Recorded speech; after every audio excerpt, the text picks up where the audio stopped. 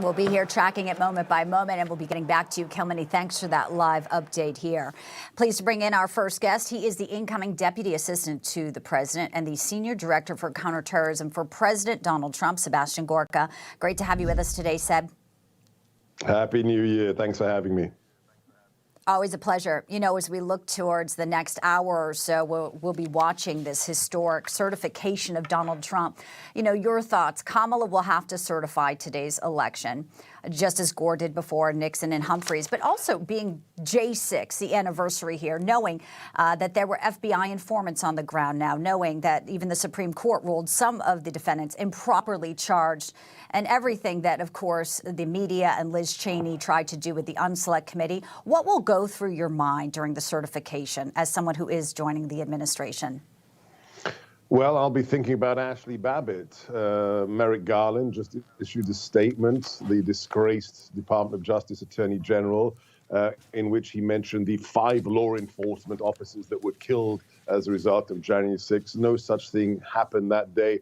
One person was killed by the actions of Lieutenant Michael Byrd, whose identity was kept secret for months. And that was the 14-year Air Force veteran, a 100-pound woman, unarmed Ashli Babbit. I'll be thinking of her today, and I'll be thinking also of the incredible triple mandate President Trump has received. Not only has he been re-elected, only the second president ever to serve 2 non-contiguous terms, not only has he won the Electoral College vote, but also the popular vote mandate. 4 years ago, he set history. He set the record for the greatest number of votes for an incumbent president, 74 million. And just 7 weeks ago, he blasted through that with 3 million more, despite the lawfare attacks, despite the FBI raiding his home, despite everything they've thrown at this man, including a Democrat donor trying to murder him at Butler, Pennsylvania. He garnered 77 million votes. That's a mandate the likes of which we haven't seen for a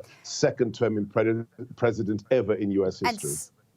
And Sebastian, despite all that, even today his legal team is now working, trying to halt the sentencing, which Merchan's scheduled for the 10th. It can be virtual. But the fact that they want to do it, and of course, to be able to try and label him a convicted felon before inauguration. Yeah, I mean, these people do not have any limit to what they will do. This is the Saul Alinsky playbook. Their hatred drives them to this philosophical endpoint where the ends justify the means. So whether it's the Russia hoax, whether it's spying on the campaign, spying on the president himself and his team, whether it's putting my former White House colleagues, Steve Bannon and Peter Navarro, in prison, they know no bounds, because for them, it's not about representative government, Bianca. It's about power above all else, raw, naked power. Well, you talked about the mandate that Donald Trump has, and obviously the trifecta in the Senate. Senate Majority Leader John Thune did appear on CBS over the weekend talking about some of the confirmation hearings and whether or not folks like Kash Patel as FBI director and also Pete Hegseth do have enough votes here. Let's play this. I think these are nominees who are new enough. They've been going around and conducting their meetings, which I think, frankly, have gone very well. But they still have to make their case in front of the committee. And, you know, we don't know all the information about some of these nominees. I think we know a lot about them, but they deserve a fair process. Pete Hegseth, January 14th, we just talked about J6, you know, renewing people's trust in the FBI, if that can be done, with Kash Patel, of course, is the president's pick. There are so many issues that our nation is facing, and you're coming in. Our final thoughts here is the counterterrorism. You know, we just saw this horrific terrorist attack in New Orleans, and we know that that is something that is on the minds of many Americans, Sebastian.